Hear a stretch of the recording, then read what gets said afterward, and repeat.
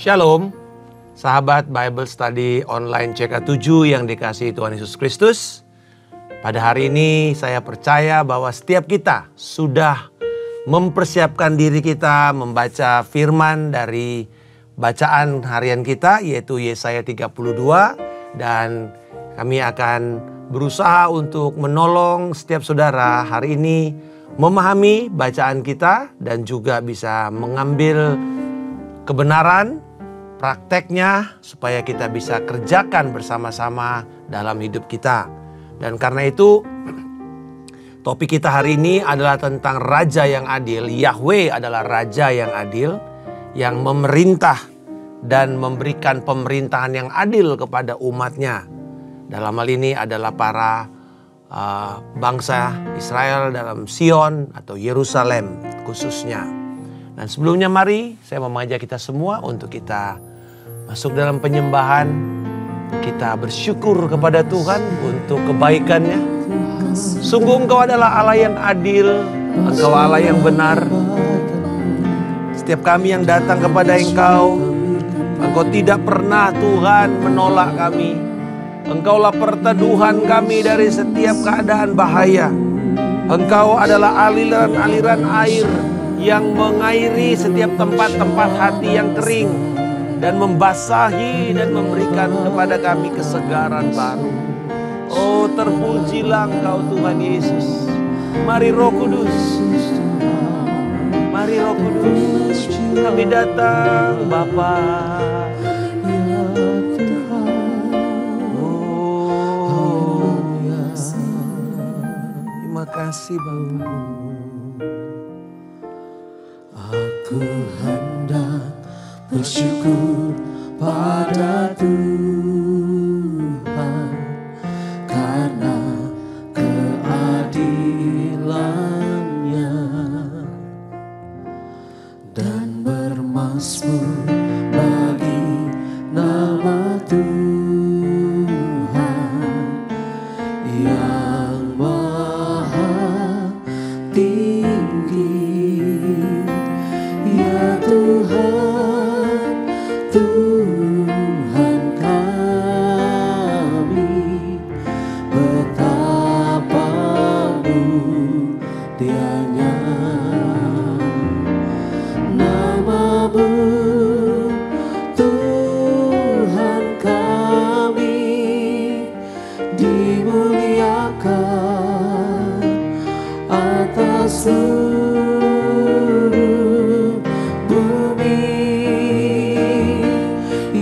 Tuhan kami, betapa mulianya nama-Mu, Tuhan kami, dimuliakan atas seluruh bumi.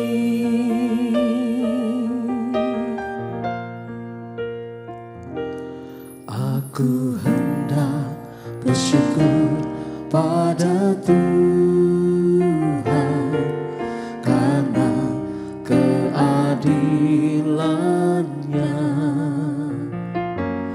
dan bermazmur bagi nama Tuhan yang maha tinggi. Ya Tuhan, Tuhan kami, betapa mulianya nama-Mu, Tuhan kami.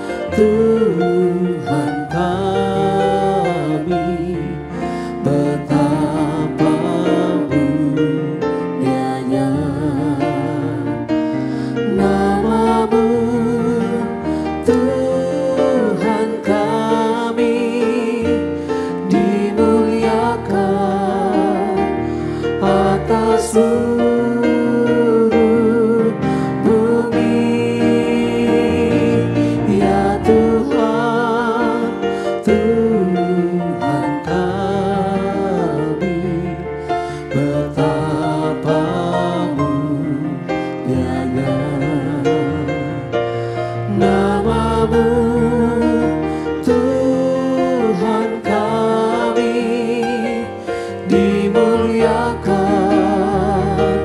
atas seluruh bumi,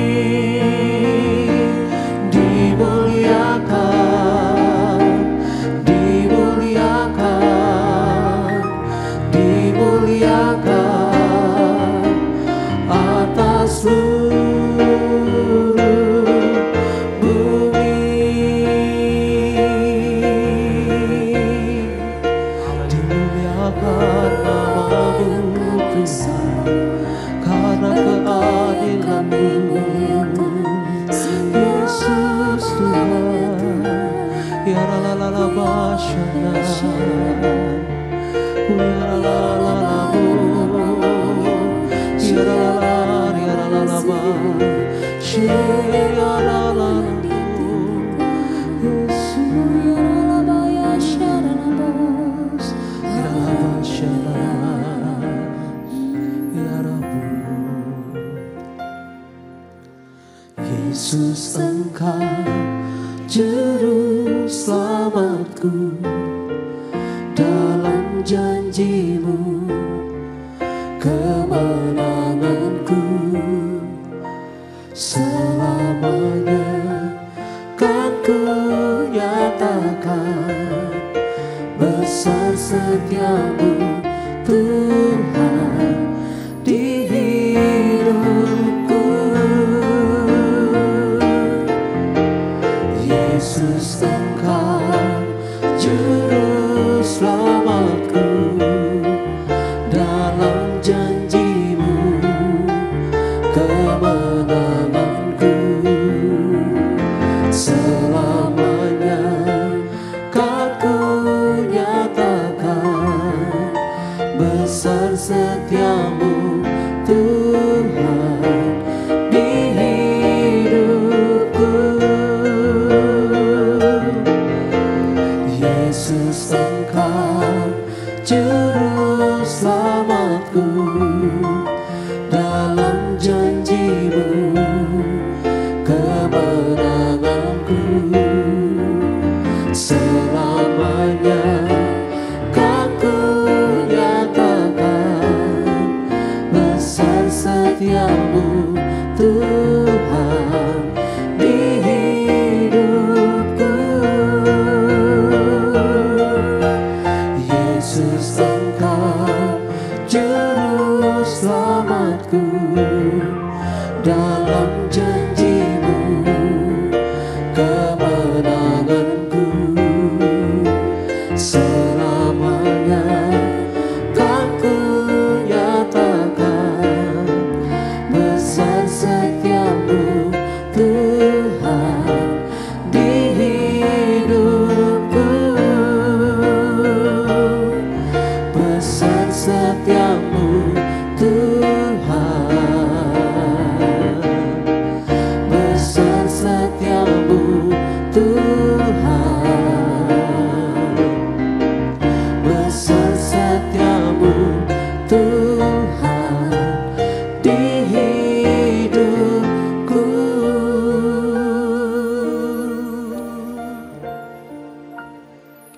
Terima kasih Tuhan, bahwa kesetiaan-Mu itulah yang memberikan kepada kami rasa aman.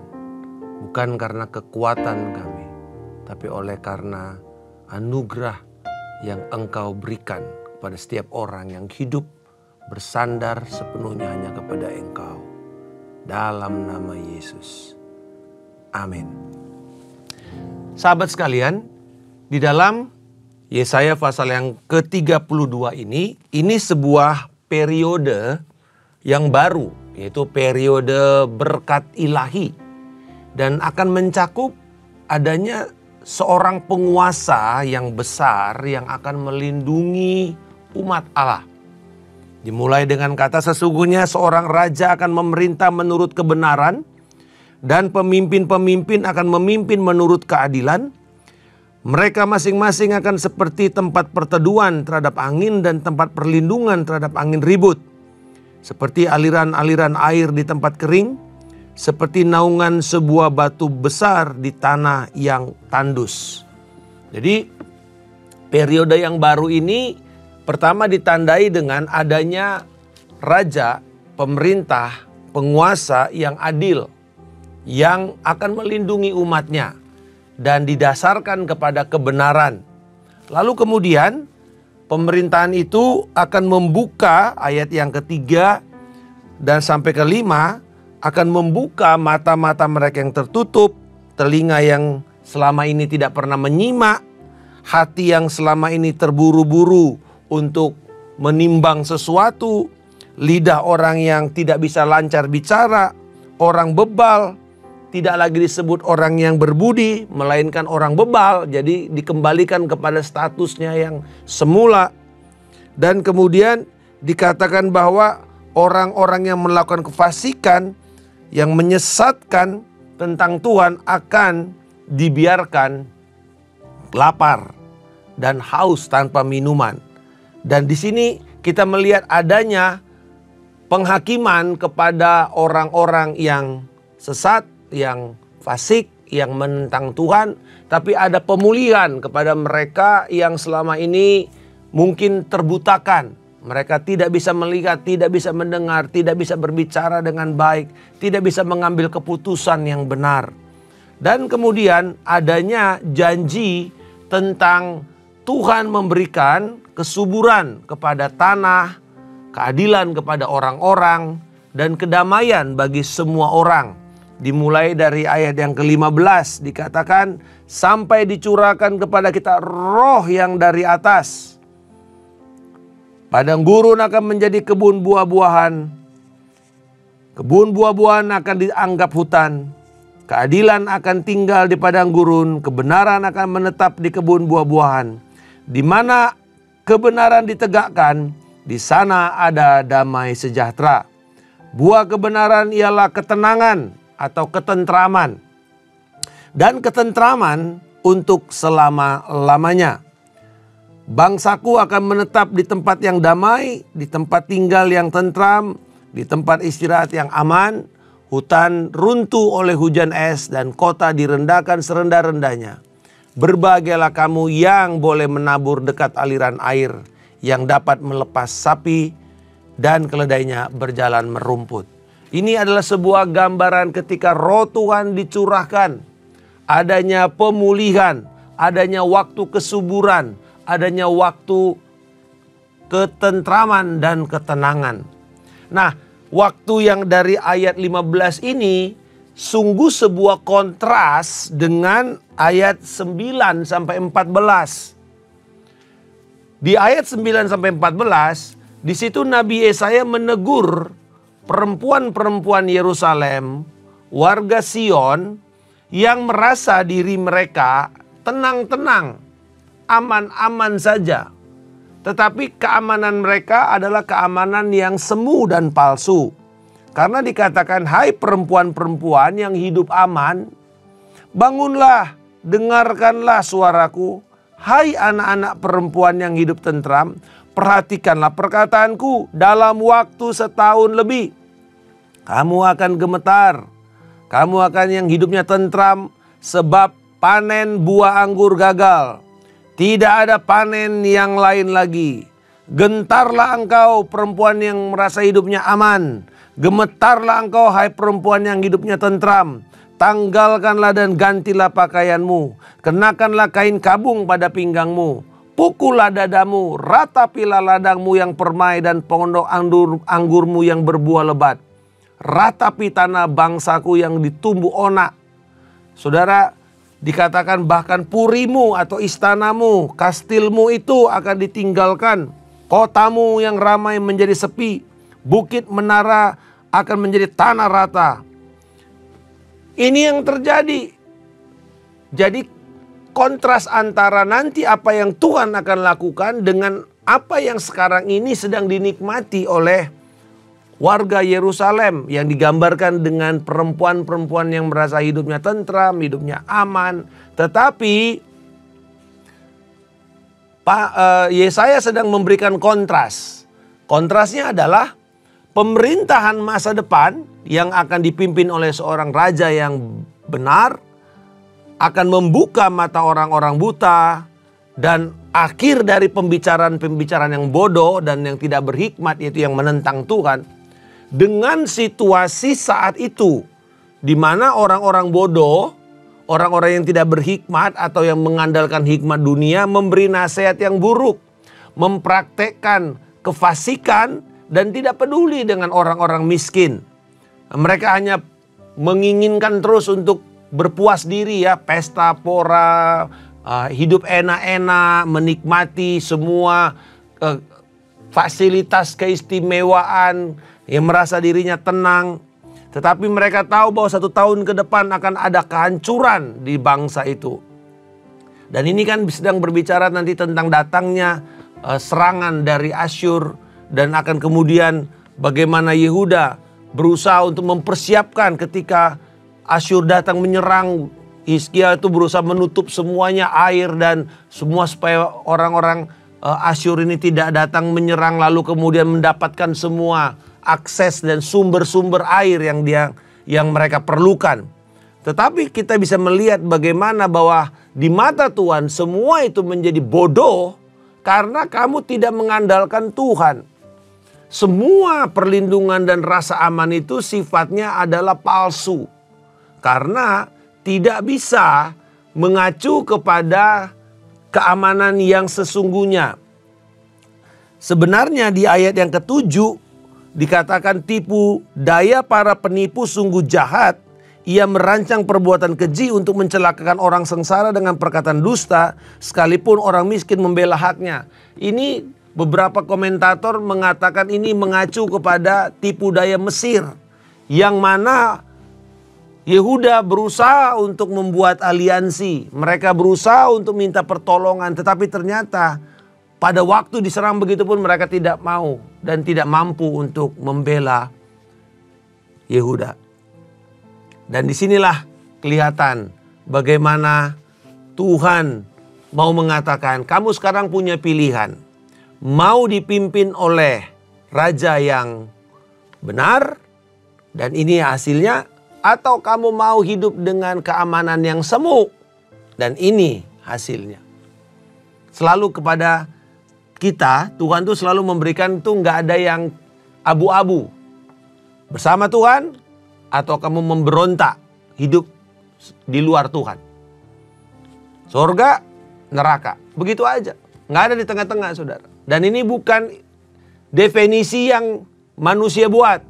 Sorga buatan manusia, bukan. Tetapi apa yang Tuhan katakan tentang apa itu sorga, apa itu neraka, apa itu berkat, apa itu kutuk. Nah, apa yang kita bisa belajar dari gambaran kontras pemerintahan ini? Pertama, bahwa harapan akan fondasi yang kuat untuk memotivasi kita mempercayai Tuhan. Jadi harapan itu adalah satu fondasi dasar yang kokoh untuk kita itu termotivasi, ya, mempercayai Tuhan. Jadi kalau kita tidak punya hope, tidak punya harapan, kita gampang putus asa, ya, pasti meninggal, pasti bunuh diri, pasti mati. Jadi sebenarnya itu sebabnya kekristenan itu selalu memberikan harapan, tetapi bukan harapan palsu. Yesus bukanlah pemberi harapan palsu. Harapannya dikatakan sungguh ada. Harapannya itu pasti datang. Jadi kita harus percaya itu, dan itulah memotivasi kita untuk terus percaya kepada Tuhan, beriman kepada Kristus, mengandalkan Dia. Nah, untuk orang yang tidak tahu apa yang mungkin akan terjadi di masa depan, tidak tahu siapa yang bertanggung jawab untuk masa depan, maka mereka pasti akan putus asa. Itu sebabnya kenapa banyak orang yang berusaha untuk mencari tukang ramal. Karena mereka tidak tahu apa yang akan terjadi di masa depan. Mereka tidak tahu siapa yang bertanggung jawab di masa depan. Sementara kita belajar eskatologi, yaitu tentang doktrin akhir zaman. Kenapa ini perlu? Kenapa perlu ada kitab Wahyu? Kenapa perlu ada gambaran akhir zaman dari Daniel, dari Yeskiel, dari Wahyu? Kenapa? Sederhana. Bahkan Yesus mengajarkan untuk kita mempersiapkan diri pada akhir zaman. Kenapa? Karena itu pasti akan datang dan yang bertanggung jawab adalah Allah dan Yesus Kristus. Dia yang bertanggung jawab di dalam akhir zaman, bukan yang lain. Jadi sia-sialah orang yang mengandalkan kekuatan lain di luar Allah Bapa, di luar Allah Tritunggal untuk masa depan mereka. Jadi kita bersyukur, saudara-saudara sekalian. Kenapa? Kita belajar tentang akhir zaman. Bukan bikin kita takut. Bukan. Tetapi bikin kita meyakinkan bahwa memang tinggal di dunia yang jahat ini, kita tetap aman di dalam perlindungan Tuhan.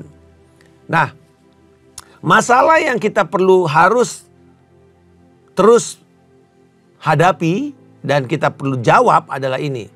Apakah iman saya pada hari ini dan harapan saya bersandar pada fondasi yang pasti atau tidak? Apakah iman, kepercayaan saya, harapan saya, fondasinya kepada sesuatu yang pasti atau yang palsu? Sure foundation, itu yang dikatakan kalau istilah bahasanya sure foundation. Yaitu satu dasar yang pasti, yang teguh, yang tidak akan berubah-ubah.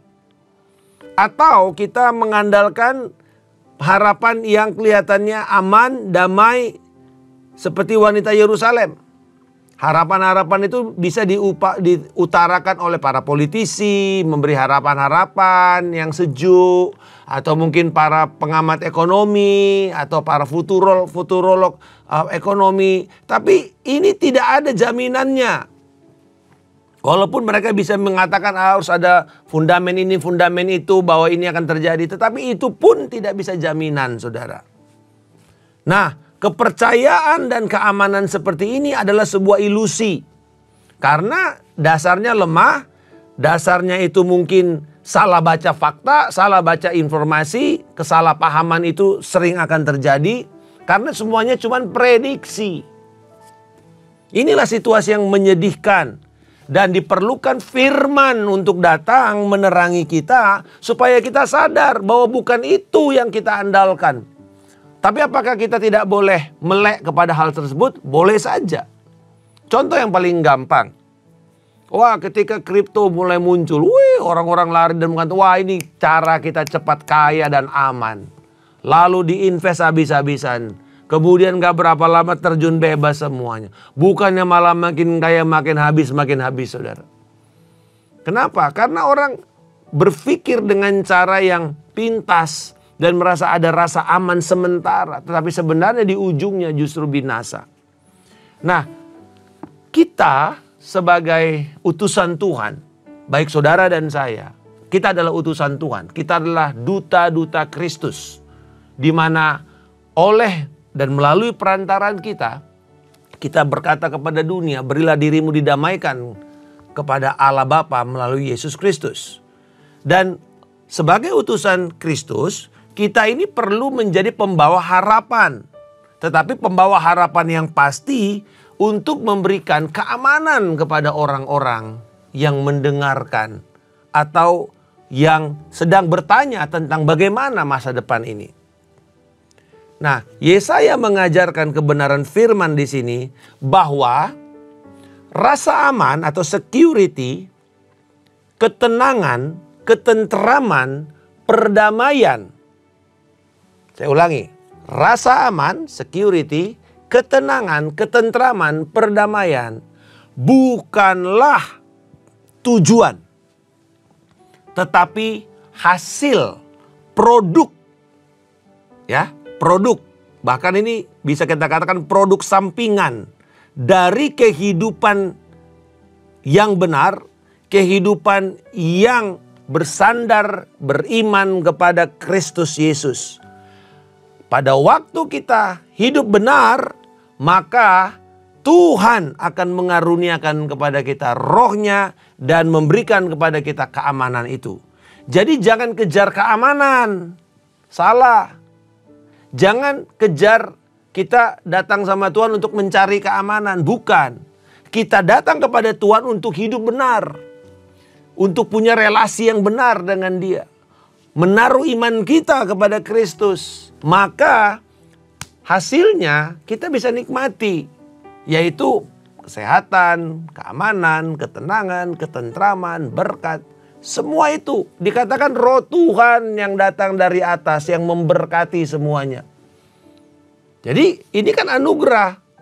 Kita nggak bisa pilih-pilih, kita nggak bisa paksa-paksa, kita nggak bisa atur-atur, kita nggak bisa manipulasi. Jangan memanipulasi roh Allah, nggak bisa saudara. Nanti berakhir seperti Anania Safira. Jangan. Nah kita mesti belajar bagaimana keamanan itu tidak bisa diperoleh melalui upaya manusia atau memanipulasi keadaan atau memanipulasi Tuhan dengan melakukan ini dan itu. Itu yang dilakukan oleh para penyembah berhala. Tetapi kita mesti sadar bahwa semua itu adalah kasih karunia. Itu adalah pekerjaan Roh Kudus di dalam hidup kita.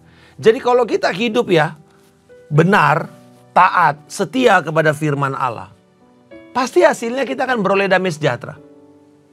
Pasti hasilnya kita akan jadi tenang walaupun dalam keadaan turbulensi atau kegoncangan sekitar kita.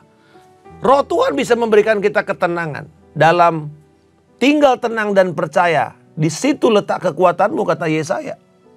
Tinggal tenang. Nah itu datang dari mana? Hanya datang dari Roh Tuhan.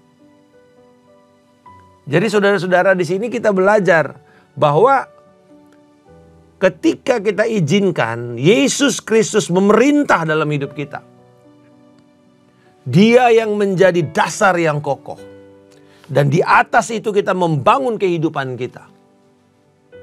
Maka kita sedang berdiri di satu batu karang yang kokoh. Yang terlindungi. Dan Dia akan bisa mengatakan, sekalipun badai kiri kanan datang menyerang, kamu akan tetap aman. Nah ini yang kita mesti belajar. Bagaimana Tuhan memimpin hidup kita. Bagaimana Tuhan membawa kita. Sekarang pertanyaannya, apakah kita mau hidup kita ini hanya berpuas diri dengan apa yang kita dapatkan dari ilah zaman sekarang ini? Yang mengikuti kebijaksanaan zaman kita sekarang ini. Tetapi resikonya kita akan kecewa. Kita akan mengalami nantinya keadaan yang seperti kita pikir aman, tetapi di ujungnya ternyata kita akan mengalami semua kegentaran, ketakutan, kecemasan, kekecewaan. Atau kita akan mengatakan, Tuhan, saya ingin mempercayai Roh-Mu dan Raja yang akan datang yang memberi pengharapan kepada saya. Ini berbicara mengenai prinsip masa depan. Karena Raja yang memerintah dengan adil ini ujungnya nanti adalah Kristus. Ketika kita mengizinkan Kristus memerintah dengan kebenarannya dalam hidup kita. Ketika kita mengizinkan para pemimpin-pemimpin rohani yang ada dan takut akan Tuhan memimpin kita menurut keadilan, maka dikatakan mereka akan menjadi tempat perteduhan. Saya percaya bahwa ketika kita menerapkan prinsip kerajaan Allah, hidup di bawah tuntunan kerajaan Allah setiap hari, dengan firman ini yang menguasai kita, kita sedang membangun satu perteduhan yang aman. Tempat perteduhan yang tidak gampang digoncangkan. Dan Tuhan berjanji, mata kita akan terbuka untuk melihat kebenaran itu. Kebenaran yang disampaikan ketika kita tunduk kepada pemerintah dan kepada Raja Yesus Kristus ini. Telinga kita terbuka. Kita tidak menjadi bodoh lagi. Itu sebabnya hari ini, Bapak Ibu, kita bisa mendapatkan pemahaman firman. Saya menyadari, sewaktu saya sampai 19 tahun masa hidup saya baca Alkitab, tapi nggak ada yang ngerti. Kenapa? Karena saya tidak dipimpin oleh Roh Tuhan. Saya tidak berada di bawah pemerintahan Yesus Kristus. Hidup saya sebenarnya hanya mengandalkan kekuatan saya, kepintaran saya, intelektual saya. Dan tidak pernah mengandalkan Tuhan. Walaupun Kristen, Tapi tidak jamin bahwa orang Kristen pergi ke gereja lalu dia kemudian beriman pada Kristus, mengandalkan dirinya sepenuhnya kepada Kristus, meletakkan kepercayaannya kepada Kristus, belum tentu. Karena setiap kali saya memikirkan tentang kematian, saya tidak pernah punya satu keamanan. Itu salah satu ketakutan saya. Sampai saya menerima Yesus Kristus dan dilahir barukan. Tunduk kepada firman dan mulai membaca firman. Sepertinya mata saya terbuka. Dan saya, wow, ada janji Tuhan yang begini ya. Wow. Dan telinga saya yang selama ini malas dengan firman Tuhan mulai haus, mulai lapar, mulai suka dengar khotbah, mulai suka dengar pujian penyembahan. Hati saya yang selama ini tergesa-gesa untuk mengambil keputusan, sekarang belajar untuk menjadi tenang, belajar berdoa, belajar menantikan Tuhan. Tidak mudah, karena selama ini kita berpikir cepat. Tapi sebenarnya Tuhan mengatakan dalam tinggal tenang, di situ letak kekuatanmu. Menjadi tenang, bukan tergesa-gesa, bukan menjadi panik. Nah, belajar hal seperti itu ternyata kemudian memimpin kita mendapatkan buah-buahnya. Sehingga pada waktu masa-masa seperti kita melewati tahun 98 di mana rumah kita dikepung oleh ratusan orang yang sedang marah. Tapi kita berdoa, ya kita berhikmat. Ya, lampu dimatiin, tapi saya berdoa dan saya bilang, Tuhan, Engkau yang memelihara hidup kami. Dan bahkan sampai di ujung itu kita tahu ya, keadaan sulit seperti itu mau ambil uang pun tidak bisa. Jadi kita cuma sampai pada persediaan yang terakhir, saya ingat dari 12 Mei terus sampai 23 Mei 98. Udah terakhir, saya mesti berbagi 2 telur dengan tetangga saya. Jadi kita ceplok telur 2 dibagi 6. Saya bilang 4 buat kamu karena kamu punya 2 anak kecil. Saya belum ada anak saat itu. Saya bilang saya cuman ambil 2 potong. Kamu ambil sisanya. Sampai begitu. Dan sebenarnya besok kita bilang, Tuhan, saya tidak tahu besok masih makan apa enggak. Tapi saya percaya Tuhan. Tuhan tidak pernah membuat kami kekurangan. Itu adalah beras terakhir dan tidak ada lagi yang lain yang bisa kita makan. Besok pagi ada orang menggedor-gedor jam 6 pagi. Gerbang saya. Saya bilang, Pastor. Saya pikir setiap kali kita dengar suara begitu, wah, masih takut saudara. Siapa lagi nih? Tapi kayaknya ini kayaknya orang benar gitu. Dan dia bilang, mohon izin mengganggu pagi-pagi. Saya bilang, kenapa, kamu ngapain? Saya bilang, Pastor, saya nggak bisa. Kemarin Roh Tuhan suruh saya belanja di grosir besar. Saya disuruh belanja buat pastor. Saya bilang, hah? Iya. Dan saudara, semua keperluan itu. Saya percaya bahwa Tuhan adalah Allah yang bisa menyediakan. Tanpa perlu harus kita kebingungan dan ketakutan. Tetapi Bapak Ibu, apa yang kita bangun seperti itu tidak tiba-tiba langsung seperti itu. Kita membangun pelan-pelan, sedikit demi sedikit, step by step. Tetapi nanti lama-lama kepercayaan kita makin lama makin menebal kepada Tuhan. Seiring waktu, seiring dengan perjalanan, seiring dengan berbagai macam ujian dan juga jawaban, krisis promosi. Begitu terus saudara, kita akan lewati perjalanan rohani kita. Sehingga kemudian kita akan bisa mengatakan, Tuhan adalah harapanku. Kepada siapakah kau harus takut? Masa depanku adalah masa depan yang cerah, yang gilang gemilang. Dan kiranya saudara-saudara sekalian, pembelajaran hari ini memberikan kepada kita satu keyakinan penuh bahwa Tuhan adalah Raja yang adil, memerintah dalam hidup kita di dalam Yesus Kristus Tuhan. Dan biarlah Dia yang menjadi penolong kita yang terbaik. Tuhan Yesus memberkati. Shalom.